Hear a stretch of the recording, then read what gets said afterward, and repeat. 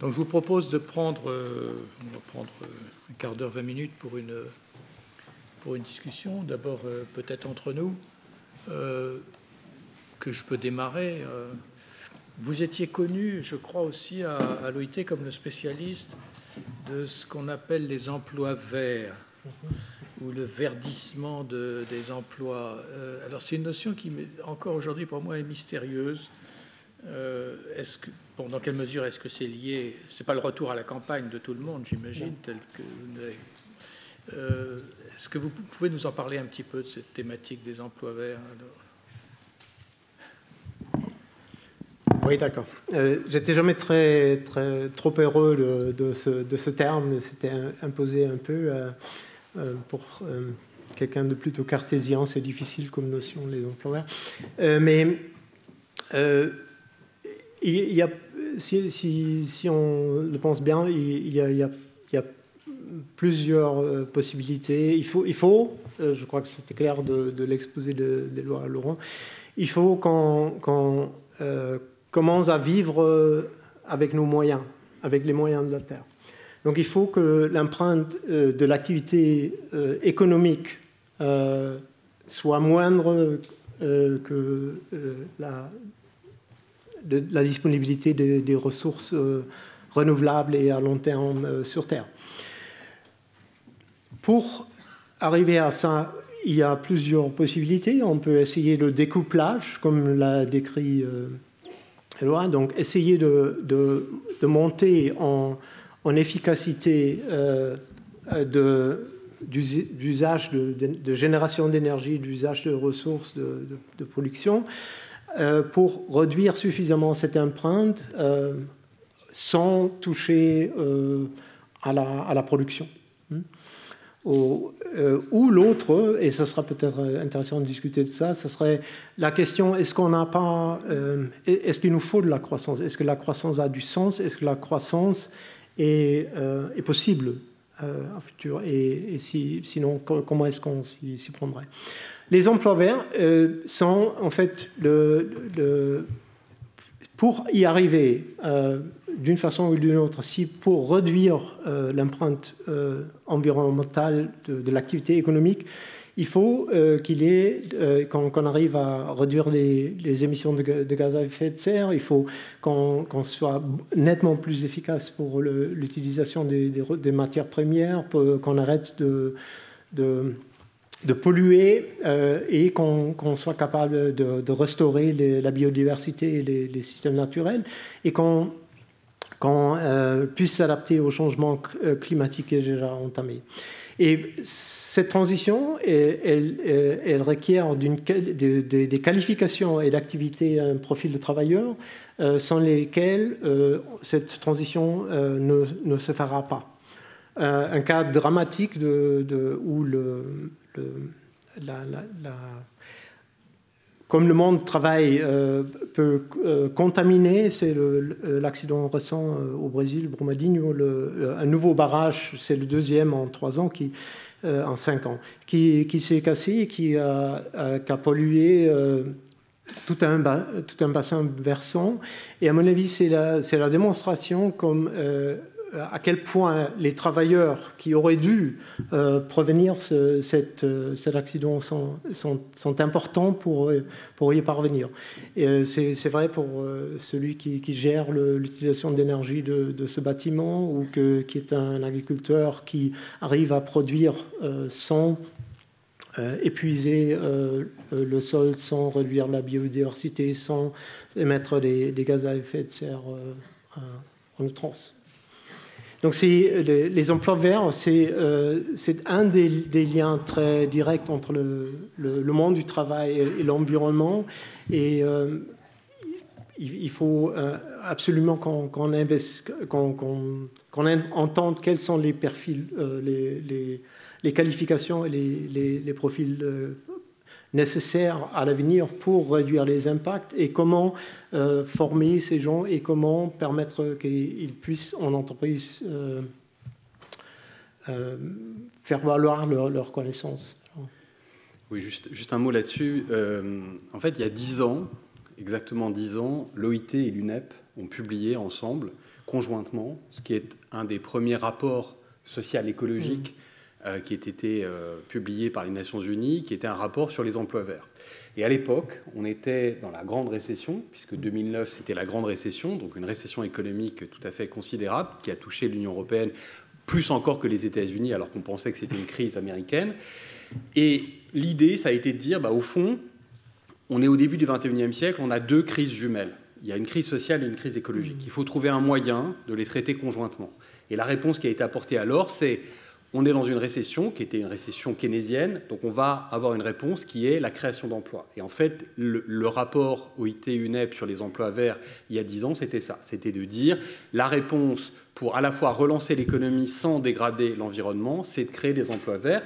En France, ça veut dire quoi? Ça veut dire développer les éco-industries. Les éco-industries, c'est d'un côté les industries qui sont spécialisées dans la gestion des ressources naturelles et de l'autre dans la protection de l'environnement. Et donc vous avez eu des rapports, en France aussi, par le ministère de l'Environnement, sur les emplois des éco-industries et sur le périmètre plus ou moins extensible des emplois verts. Soit vous prenez le cœur, les éco-industries, soit vous prenez les emplois dépendants, soit par exemple vous prenez les emplois de la transition énergétique. Vous avez des modèles en France, comme le modèle Négawatt, qui vous montre que vous pouvez créer 300 000 emplois à horizon de 10-15 ans si vous décarbonez l'économie. Je crois que c'est très intéressant, c'est que ça, c'était il y a 10 ans, en 2009.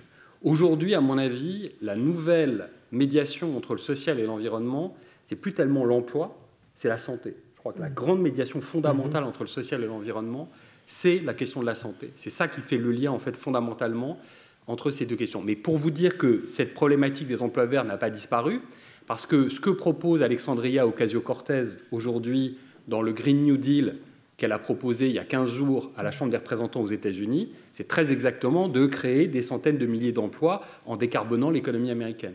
Le Green New Deal, c'est de dire on va faire la nouvelle donne de Roosevelt, sauf qu'on va la faire de façon écologique. Et vous pourriez penser, ah oui, mais la nouvelle donne aujourd'hui aux États-Unis, à quoi ça servirait? Puisque le New Deal de Roosevelt, en 1933, c'était dans une économie qui était sinistrée par la Grande Dépression. Il y avait 25% de chômage. Aujourd'hui, l'économie américaine est censée être en plein emploi. Et en fait, si vous lisez attentivement, je vous enjoins vraiment de lire ce texte du Green New Deal, ça fait 14 pages, c'est très facile à lire. Vous avez à peu près toutes les idées intéressantes sur la jonction entre le social et l'environnemental qui sont présentes dans ce texte. Et ce qu'elle montre, c'est qu'en fait, cette idée d'une économie de plein emploi aujourd'hui aux États-Unis, de croissance, de profit des entreprises, etc., est totalement fausse. Et qu'en fait, il faut traverser l'apparence de tous les indicateurs du XXe siècle pour comprendre que l'économie américaine est dans une récession de bien-être. Et en fait, on est exactement dans la situation de la récession, sauf que ce n'est pas la récession économique mesurée par le PIB, c'est la récession du bien-être. L'espérance de vie recule structurellement, elle reculera encore plus avec le changement climatique, les inégalités n'ont jamais été aussi grandes, la confiance dans les institutions est absolument catastrophique. Donc en fait, si vous regardez les bons indicateurs de l'économie américaine, en fait, ils sont tous dans un état exactement de récession. Voilà. Et donc c'est ça l'intérêt de... Donc cette question des emplois verts est encore d'actualité. Oui, à mon avis, malheureusement, la mémoire est courte, donc on a vite oublié et pourquoi on avait cette crise de 2008 et aujourd'hui on pointe du doigt aux États qui ont des dettes importantes et on a oublié comment ces dettes ont été créées en sauvant les banques et en faisant des investissements. Par contre, les investissements ont plutôt bien marché. Ce que vous dites est vrai, mais il faut se demander comment cette équation se résout dans un continent comme le sud de l'Asie, l'Inde. Comment ça se résout dans un pays africain où on n'est pas du tout au plein emploi, où il y a d'autres crises à gérer encore, et où ça c'est un des grands défis de l'avenir. Et un autre élément qui reste d'importance aussi dans mon propre pays, aussi absurde que ce soit, c'est les transitions justes pour les travailleurs qui aujourd'hui sont dans des secteurs qui clairement sont insoutenables, qui ne sont pas durables, comme le charbon. En Allemagne, le lignite représente 8000 emplois directs, 8000 sur un marché de travail de 42 millions de personnes. On est incapable de sortir du lignite si on n'a pas de solution à proposer aux travailleurs du lignite. Alors, du point de vue de... Oui, j'avais une question concernant l'OIT, plus précisément, qui a été mentionnée par vous deux. Elle a pris des positions, donc après la crise, où avait, disons, un témoignage d'intérêt pour prendre en main ou contribuer à prendre en main des questions environnementales. On sait que ces questions n'ayant émergé, en tout cas dans la conscience publique de façon tardive, aucune organisation internationale créée dans l'après-Seconde Guerre mondiale n'est en charge de s'en occuper, que les réponses qui ont été données ont tourné massivement autour de l'idée de créer des droits de marché à polluer. C'était une des grandes réponses. Enfin là, je m'adresse à l'économiste, mais je me souviens d'une conversation que j'avais avec Jean Tirole, qui est un économiste éminent, qui me disait que le seul problème est d'arriver à fixer le juste prix de la tonne de carbone. Donc je voulais savoir si vous pensiez que...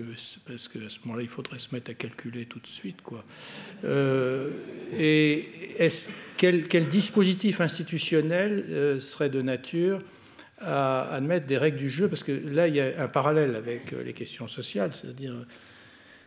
Au fond, ce qui s'est passé à partir du moment où on a renoncé aux objectifs de solidarité et de justice sociale à l'échelle du monde qui avaient été tracés par Philadelphie, et le retournement se situe à peu près dans les années 70, c'est que ça a été au contraire un engagement de tous les pays avec la poursuite de leurs avantages comparatifs. Enfin, on a mobilisé Ricardo, et les avantages comparatifs, c'était une main-d'œuvre à bas coût et des ressources naturelles qu'on pouvait surexploiter. Donc c'est surexploiter les hommes et la nature, le message qui a été à peu près lancé. La capacité de l'OIT à freiner la surexploitation des hommes et des femmes reste encore à démontrer, mais alors sa capacité à lier ça à la question environnementale aussi. Vous avez évoqué avec un peu de mélancolie le rapport de la Commission mondiale. C'est une mélancolie que je partage. Bon, on aura l'occasion d'en reparler peut-être lors du troisième panel. Mais est-ce que... Bon, ça fait lien un peu à ce qu'on dira tout à l'heure, mais on peut quand même en parler dès maintenant. Est-ce que c'est pertinent? Quels sont les niveaux pertinents d'action du point de vue normatif? Est-ce que le niveau international reste un niveau pertinent si on veut éviter ces effets de dumping environnemental? Et quels sont les bons outils si ce n'est pas les outils de marché à polluer, avec l'idée qu'on va créer un marché qui spontanément va régler les difficultés? Vous voyez, vers quel autre type de règles on peut se tourner. Il y a quelqu'un dans cette maison, Roger Guénry, qui avait travaillé, qui était très critique, lui, sur les idées de marché pollué. Donc il y a un débat interne aux économistes. Ce serait peut-être intéressant que vous puissiez nous en dire quelques mots. Alors, j'ai beaucoup de questions là. La première question, c'est quid de la question environnementale ou sociale écologique dans l'arène internationale? Dans le monde des Nations Unies, il y a 3 organisations qui sont concernées.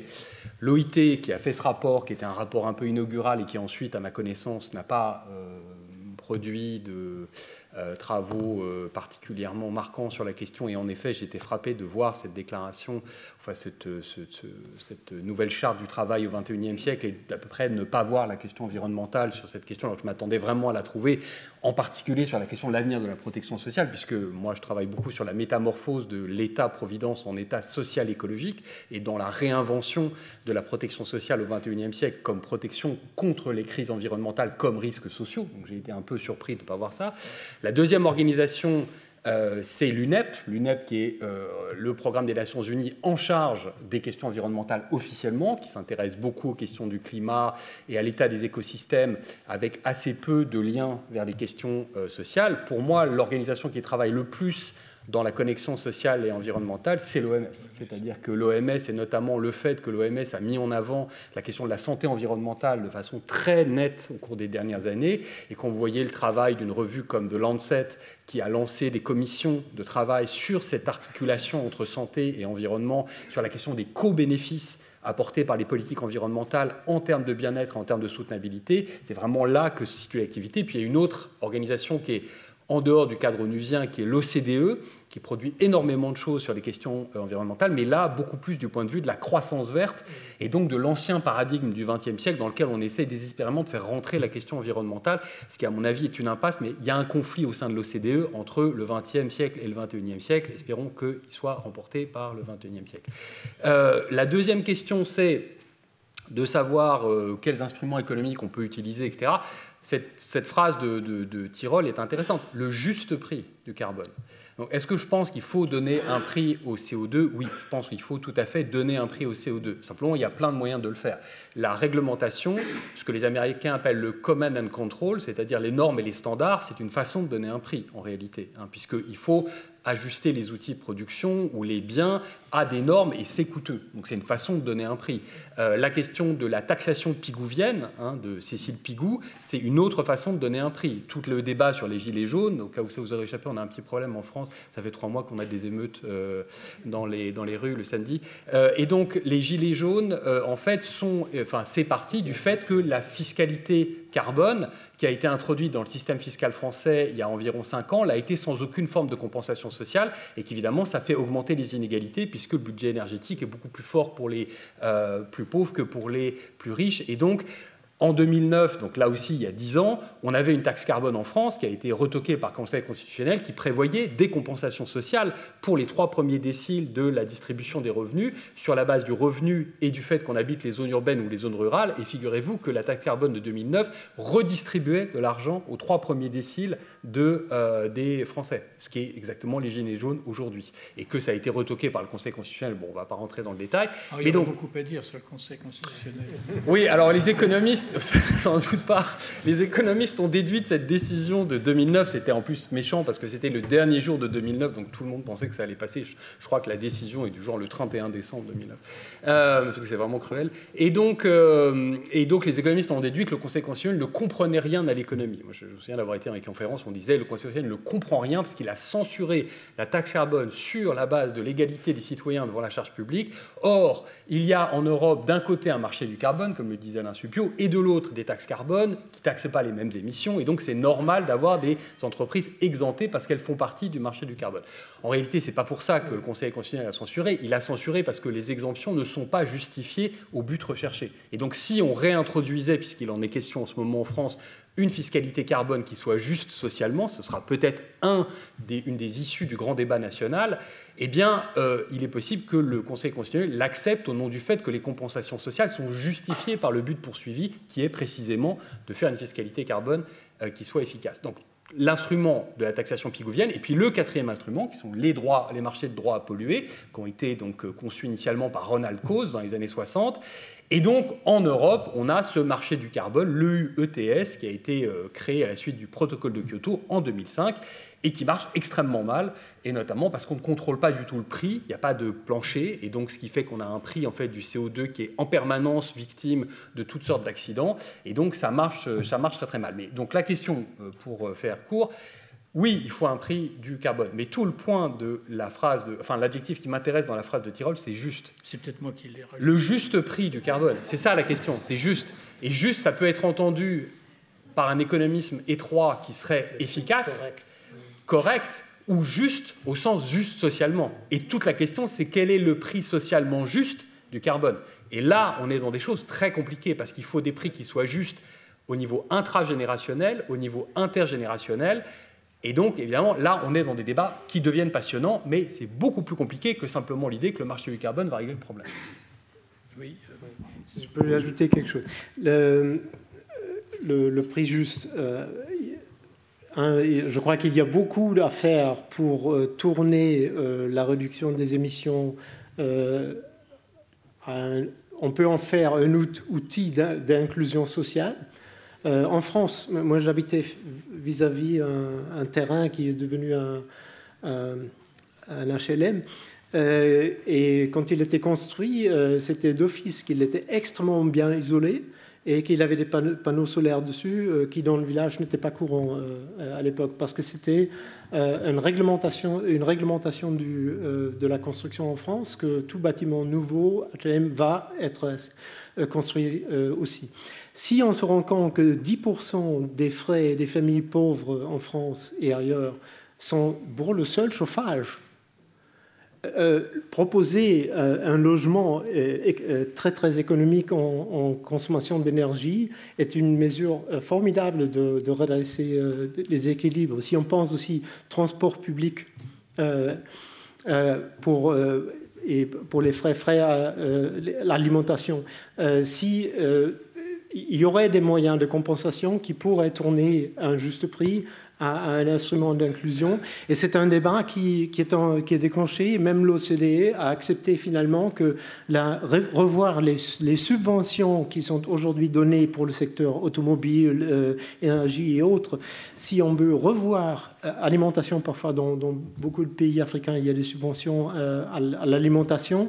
Si on veut les revoir, il faut absolument qu'on fasse ça d'une manière socialement juste. Et qu'on ne commette pas l'erreur de la taxe carbone en France. Et un supplément, il y a une autre instance aux Nations Unies où maintenant la discussion travail, santé et changement climatique continu, c'est la Convention cadre sur le changement climatique. Et c'est grâce à la participation très active du gouvernement français de l'époque que le travail a été inclus dans l'accord de Paris. Donc il y a une ligne de travail sur la transition qui fait partie des négociations dans la commission cadre. Ce qui me frappe un peu dans notre discussion, très intéressante, c'est peut-être la pente inévitable aujourd'hui de considérer au fond les travailleurs comme des êtres déterminables à qui on envoie des signaux, que ce soit des signaux prix ou d'autres types de signaux, et qui vont s'ajuster à des signaux parce qu'ils sont envoyés par des autorités bienveillantes dans lesquelles on peut avoir confiance. Si on prend la crise des Gilets jaunes que vous évoquiez tout à l'heure, on leur a envoyé comme premier signal qu'il fallait être prêt à aller dans l'autre département pour chercher un emploi. Les plus hautes autorités de l'État leur ont dit il faut aller dans l'autre département. Et puis ensuite on leur dit ah mais vous vous rendez compte, vous êtes en train de polluer le truc. Donc les gens sont pris dans des situations de double bind. Or toute l'expérience qui nous a été rapportée sur le syndicalisme agricole montre que l'un des leviers pourrait être la conception même du travail. Le travailleur lui-même, la prise qu'il peut avoir sur son travail, la possibilité pour lui de s'exprimer. Or, ce qui était le propre de la construction juridique du contrat de travail, qui a été le produit du 19e et du 20e siècle, c'est l'exclusion du travail en tant que tel du champ de l'analyse juridique. C'est-à-dire, ce que l'on saisit, c'est la relation de travail. C'est d'ailleurs été le thème obsessionnel aussi de la sociologie du travail. Enfin, on parle des relations du travail. Mais l'acte de travail lui-même est exclu. Il est en renvoyé à un savoir technique. Or, on voit malgré tout ressurgir le sujet de non pas de la mobilisation totale des travailleurs, mais d'un droit à la parole, comme on disait, ça c'était après les lois au rouge, je me rappelle, le droit d'expression des travailleurs. Mais enfin, c'était quand même l'indice de quelque chose à ce moment-là, de parler de droit d'expression. Est-ce qu'il n'y a pas des pistes dans cette direction pour faire en sorte que, par exemple, le syndicalisme, disons, hors du syndicalisme agricole, il y ait cette prise de conscience, il y a un poids réel dans la façon dont on pratique la négociation collective sur ces sujets, qui supposerait de nouveaux dispositifs de négociation collective. Sur le droit à la parole, si vous vous rappelez de l'affaire du Rana Plaza, les travailleuses avaient commencé par dire on ne veut plus rentrer dans cet immeuble, il va s'effondrer. Et elles l'ont été parce qu'elles étaient menacées tout simplement de... Alors, en France, on aurait pu dire qu'il y a un droit au retrait, donc il y a des dispositifs, il y a des droits d'alerte. Il y avait un comité d'hygiène et de sécurité des conditions de travail qui a été malencontreusement supprimé par les dernières réformes, enfin confié au comité social et économique, donc il n'a pas disparu, il a disparu dans ses fonctions en tout cas. Donc nous avons des instruments en droit du travail qui peuvent faire pont avec la question environnementale, mais à condition de considérer les travailleurs comme des sujets pensant leur travail et la finalité de leur travail, et pas simplement comme soumis à des signaux qu'on leur envoie. Ça évoque la discussion qu'on a eue ce matin, qui les ferait se comporter, puisque là on est dans un behaviorisme de base, de façon cohérente. Mais si on rentre dans cette discussion, on voit bien à quel point les dernières réformes, là encore en France, mais enfin les réformes françaises sont au diapason des consignes qui sont données partout, hein, de la négociation collective, dire que le problème c'était... Prenons un exemple agricole, moi, qui me tient beaucoup à cœur, celui de ces malheureux qui, dans les années 60, j'ai connu Bernard Lambert. Je le revois au milieu de son poulailler industriel, me disant « elles sont heureuses », en parlant de ces poules. On a engagé toute cette partie de la France dans une impasse écologique et économique. Aujourd'hui, le problème, c'est la même chose que pour les mineurs de lignite. Qu'est-ce qu'on fait? Les gens peinent durement pour des salaires de misère et dans des conditions qui sont polluantes, qui font de la concurrence déloyale à l'agriculture dans les pays du Sud. Enfin, comment on sort de là? Alors, on peut penser que ce n'est pas des dispositifs de négociation collective, ils sont autre chose que de demander aux propriétaires du petit élevage de négocier un code du travail par élevage. Vous voyez, est-ce que c'est vraiment ça le problème aujourd'hui en matière de négociation collective? Ou est-ce que nous n'aurions pas besoin de dispositifs de négociation à l'échelle territoriale où on se met d'accord en disant, bon, qu'est-ce qu'on fait en Bretagne aujourd'hui, quoi, on s'est engagé dans une impasse, comment on en sort? Et à ce moment-là, il faut qu'il y ait les collectivités locales, qu'on sorte du schéma binaire de la négociation collective habituelle. Vous voyez ce que je veux dire? Si on tire le fil de la notion d'emploi vert, en prenant pas simplement l'objet d'une industrie ou d'une activité, mais la façon même de concevoir le travail, il y a beaucoup de choses qu'on est amené à revisiter en droit du travail. Vous pensez que l'exemple du Campesina, parce que c'est très frappant cette affaire de ce qui s'est passé. Et je ne sais pas si vous avez des informations sur la pêche, parce que... sur la pêche. Non, pas sur la pêche. Bon. Non, mais c'est la Bretagne, vous voyez, c'est un tropisme. Est-ce que vous avez des informations sur ce qui se passe, je ne sais pas, la CGT, la CFDT, est-ce que le MEDEF a produit des choses significatives sur ces sujets-là, à votre connaissance? Comme vous l'avez dit, je ne suis pas un spécialiste des syndicalismes ouvriers. Néanmoins, je sais qu'il y a quelques travaux qui ont été faits tout récemment, un numéro spécial d'écologie et politique, celui auquel j'ai collaboré. Il y avait effectivement des exemples, mais un peu datés, d'actions de la CFDT, je crois, dans la région de Lyon, bon. Dans le couloir de la chimie. Mais juste sur l'agriculture, puisque c'est ce qui me semble intéressant, c'est cet alliage de contestation générale, politique, etc., et puis d'essayer d'expérimenter en même temps. Mais bon, c'est des petits producteurs indépendants, ce qui n'est pas le cas des salles. Oui. Oui. C'est une question qu'on n'a pas abordée et il me semble très important. Il y a cette coexistence actuellement entre l'agro-industrie et les paysans. Elle mène à des effets assez pervers. Du côté paysan, je vous avais posé la question lors du déjeuner et il me semble qu'elle n'est pas résolue. C'est une question qui n'est pas une négociation collective, mais c'est à moins que le collectif soit la société, parce qu'il faut commencer à être prêt à payer le juste prix pour une agriculture saine et durable. Et ce n'est pas le cas. Enfin, je crois que ce n'est pas le cas en France et ce n'est pas le cas, de toute façon, ce n'est pas le cas en Allemagne. Les agriculteurs vivent mal. Même les agriculteurs qui cherchent pratiquer une bonne agriculture. Donc il faut vraiment élargir le débat. Et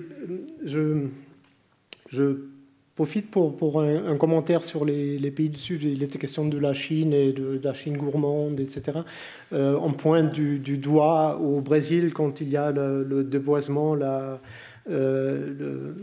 déforestation de l'Amazonie, la perte de biodiversité. Mais en fait, qui achète le soja qui est produit là? Qui achète l'huile de la Malaisie et de l'Indonésie qui est produite dans les forêts? C'est nous. Et donc là, je crois que là, il y a aussi une confrontation avec la réalité qu'on devait faire, que 50% des gaz à effet de serre qu'on a sont émis par les 10% plus riches de la population du monde, et c'est nous tous. C'est nous. c'est nous. Donc il faut, il y a vraiment des questions plutôt très inconvénients qui se posent, dont vous aviez parlé de la sortir de la croissance. Je crois que ce serait un débat qui vaudrait la peine, et c'est pas clair que ça donnerait pour le futur du travail, une sortie de la croissance. Je voudrais faire trois pardon. Puis après, on prendra quelques questions. Ah oui, d'accord. Donc juste, je n'ai pas eu le temps de développer. Il y a quand même quelques avancées, peut-être locales, insuffisantes, etc. Bon, par exemple, si on prend l'exemple de la France, l'agriculture biologique est passée de peanuts, c'est-à-dire moins de 3% en une dizaine d'années, à quasiment 10% des exploitations, bientôt 10% des exploitations certifiées bio. Bon, non, la consommation d'engrais chimiques en France, par exemple, a diminué là depuis quelques années. Par contre, elle a augmenté dans d'autres pays d'Europe, en Europe de l'Est par exemple. Mais vous voyez des avancées. Deuxième chose, il y a une question évidemment de rapport de force, même si c'est sale de le dire, de syndical. Et il y a autre chose, c'est ce qui me semble important. Vous disiez comment diffuser l'information, les expériences et les avancées. C'est quand même, que ce soit Via Campesina ou la Confédération paysanne, il y a cette idée que on n'attend plus le savoir de l'expert, du scientifique, du technicien et du chercheur. Donc vraiment, ils insistent, ils sont en train de faire un programme d'agroécologie au niveau européen, etc. Mais bon, il y a bien cette idée, c'est de paysan à paysan. Alors en espagnol, c'est encore plus joli, évidemment, mais que ce soit au Brésil, pas en espagnol, mais ou à Cuba ou ailleurs, il y a cette idée que ce ne sont pas des experts qui doivent leur dire ce qu'il faut faire. Voilà.